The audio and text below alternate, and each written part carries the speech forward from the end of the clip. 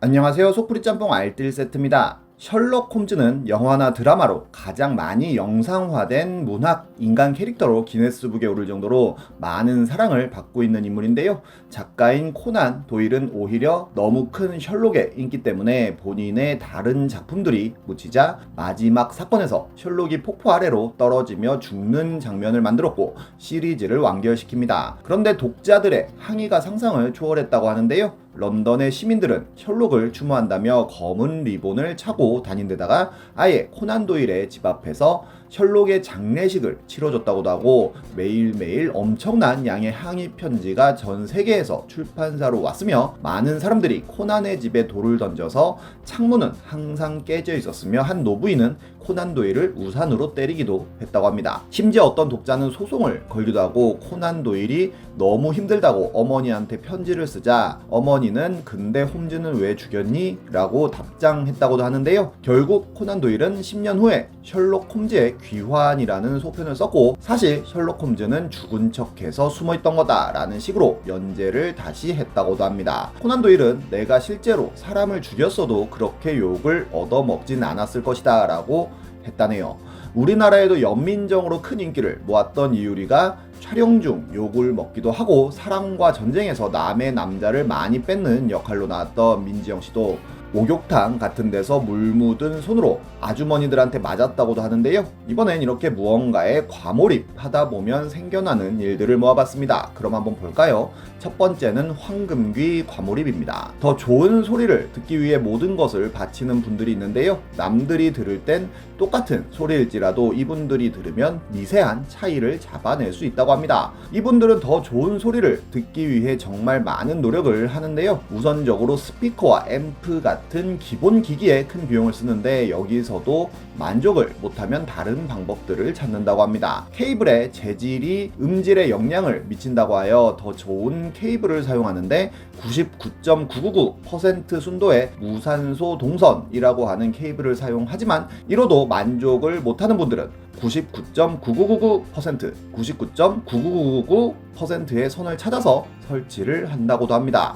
심지어 PC를 활용하여 듣는 분들은 컴퓨터의 파워가 싱글 레일이냐 멀티 레일이냐에 따라서 음질이 달라진다고 하고 랜 케이블 역시도 청음용 케이블을 사야 한다는 주장도 나오는데요. 하지만 그래도 만족하지 못한 분들은 다른 요소들을 또 바꾸기 시작하는데 스피커에서 일어나는 진동이 음향기기에 영향을 주면서 음질이 변한다고 하여 스피커에 스파이크를 설치하고 바닥에 재질이 중요하다며 돌판 같은 걸 가져와서 깐다고도 합니다.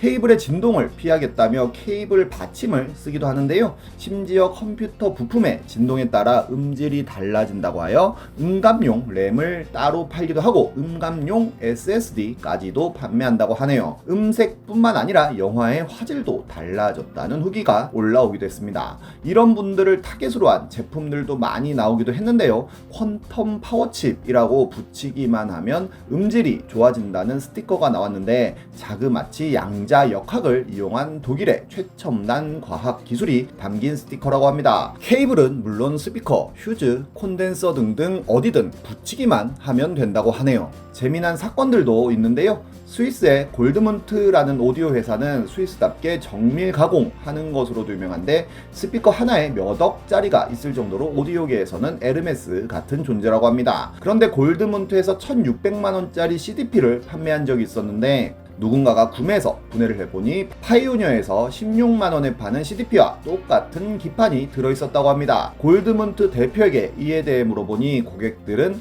우리의 지식에 돈을 지불했다며 사람들이 소리를 들어보지도 않고 비판한다고 말했다고 하네요. 음질은 좋았다고 합니다.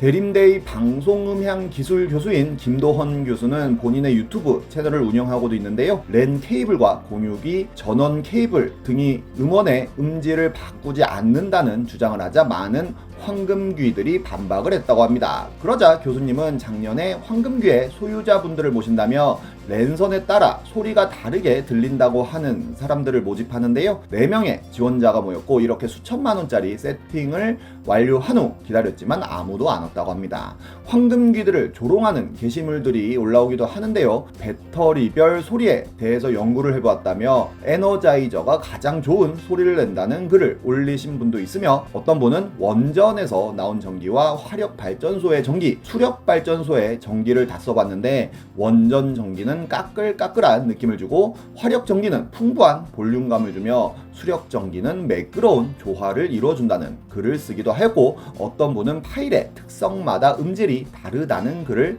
올리기도 하였습니다. 만우절엔 이렇게 음감용 보조 배터리를 판매한다는 글이 올라오기도 했습니다.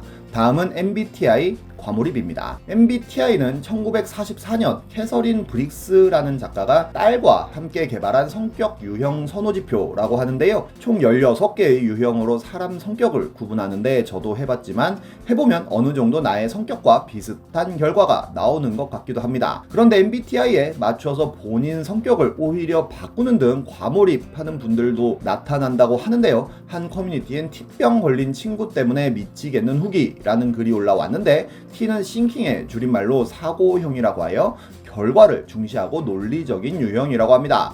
그런데 MBTI 검사 이후로 친구가 점점 시니컬해졌다고 하는데요. 팩폭 촌철살인한답시고 자꾸 대화 도중에 갑분싸를 만들었다고 하는데 다른 친구가 집에 와서 떡볶이를 먹으며 엄마가 해준 것 같은 맛이라는 이야기를 하니 너희 부모님 너 완전 어릴 때 이혼했다며 너 엄마 없잖아 라고 했다고 합니다. 글쓴이가 미쳤냐고 하니 친구 가족이 아버지뿐이라고 알고 있는데 엄마 맛이라고 하길래 왜 엄마가 있는 것처럼 말하는지 순전히 궁금해서 물어본 것 뿐이라는 변명을 했다는데요. 그래도 욕을 먹으니 왜 F들은 팩트를 말해주면 꼭 감정적으로 발끈하냐고 했다고 하네요. 정말로 주방과 홀에서 일하는 알바를 뽑으면서 MBTI 유형을 필수로 기재하라는 식당이 나오기도 하고 몇몇 회사들 역시도 아예 처음부터 MBTI를 보고 뽑는다는 공지를 하기도 했는데요. MBTI 유형별 목걸이까지 판다고도 하네요. MBTI 전엔 혈액형이 있었는데요. 소소하게는 뭔가 나누어 마실 때 같은 혈액형끼리만 나누어 마셨던 기억도 나는데 지금의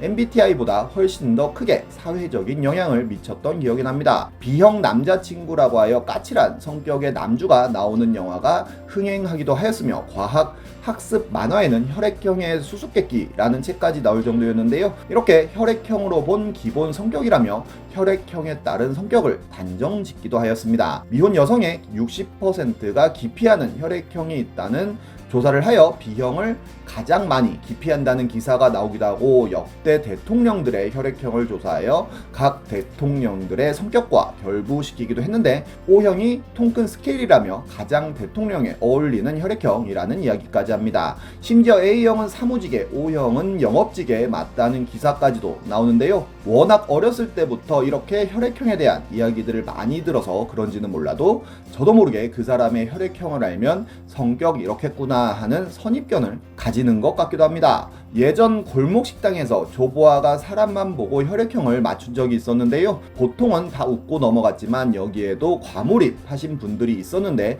혈액형으로 성격 나누는 걸 방송에 내보내도 되냐고 문제를 삼은 것입니다.